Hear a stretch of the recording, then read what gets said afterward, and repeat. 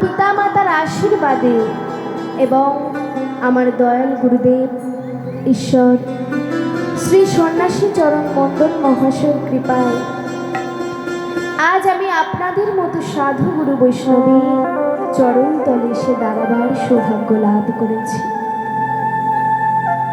আমার না আছে জ্ঞান, না আছে ভগবানের চরণে দৃঢ় ভক্তি। আমি ভক্তিহীনা বলে একজন অধম কীর্তনীয়।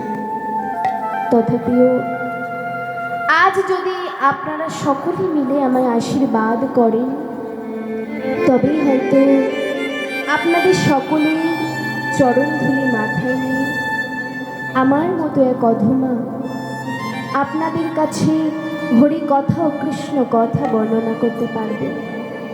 দেখুন, আমার তো সৌভাগ্য হবে না যে আমি এক এক করে আপনাদের সকলের চরণে প্রণাম। তাই আজ আপনারা সকলে যে যেখানে কিছু হরি কথা ও কৃষ্ণ কথা শোনায় আপনাদের সকলের মনে আনন্দ দিতে পারে এবং